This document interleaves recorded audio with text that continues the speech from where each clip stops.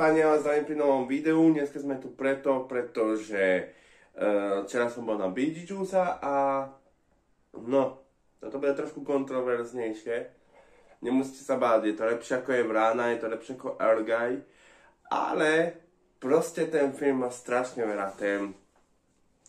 Čo ma likvidovalo a znervóznovalo bol charakter, prvá polovica charakteru, prvá polovica filmu. Winona Ryder.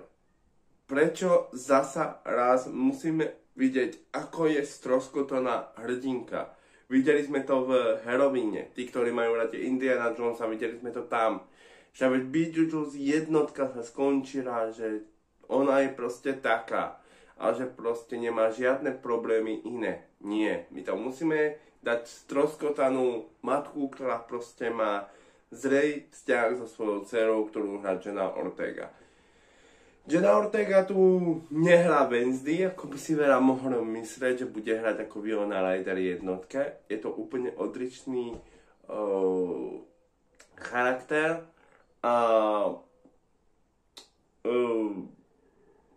Ona skôr hrá takú, že ona neverí tomu, že tí duchovia existujú a tak. No a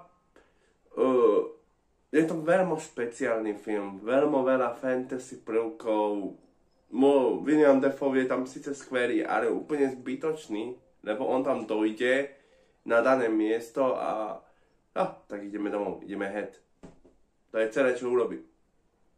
Danny DeVito tam má skvelé cameo, Monica Bellucci je tam skvelá, ale tiež zbytočná. To, čo ona tam chce urobiť, napokon ju odstránia za 2 minúty. Ona celý film niečo chce spraviť a napokon ten film si povie, a vieš čo, nemáš toľko času, neurobíme žiadnu battle, žiadnu bitku medzi Keatonom a Monicou Bellucci alebo tak.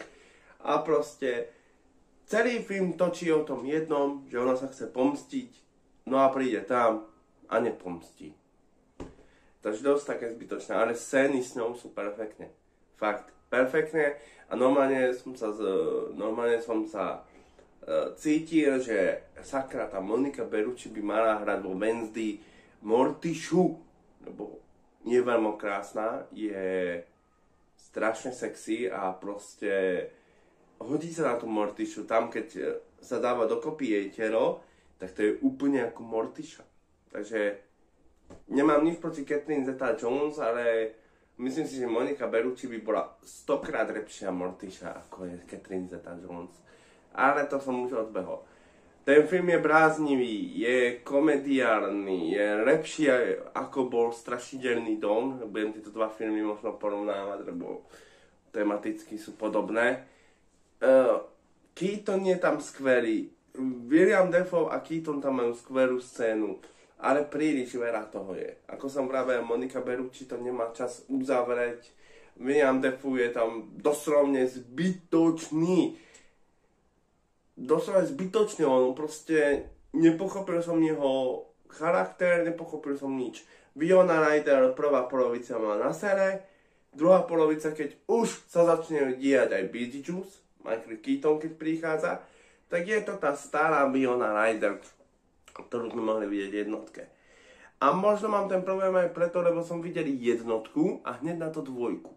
Takže mal som čas porovnávať doslovne extrémne, nevypadlo mi nič hlavy z jednotky. A zatiaľ, čo jednotke sa mi páčilo, že sa ona správala ako Wednesday, tá Winona Ryder, tu bola priam stresujúca, uprakaná, naivná.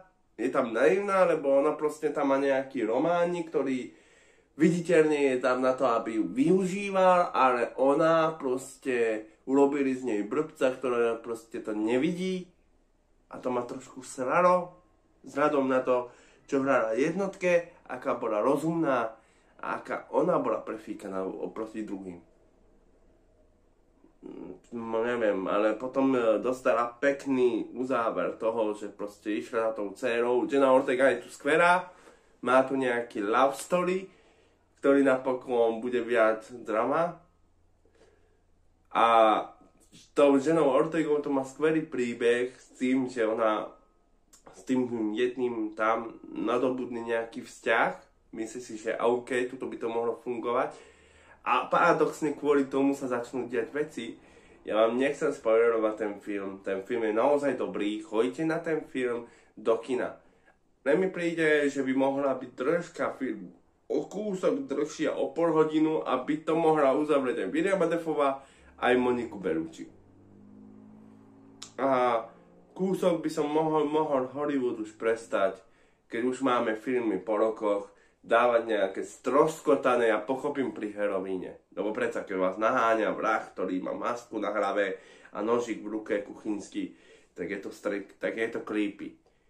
Ale keď jednotka končí ako Beetlejuice, že čajka je vyrovnaná, žije tam s duchmi a potom z ničoho nič musí brať tabletky depresívne a neviem čo, bez toho, aby to bolo nejaké vysvetlenie, tak to má sakra na sere. Ale Tim Burton odvádza skvelú prácu, len tá minúta mohla byť dlhšia.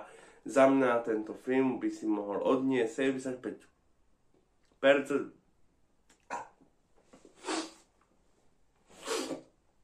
75%.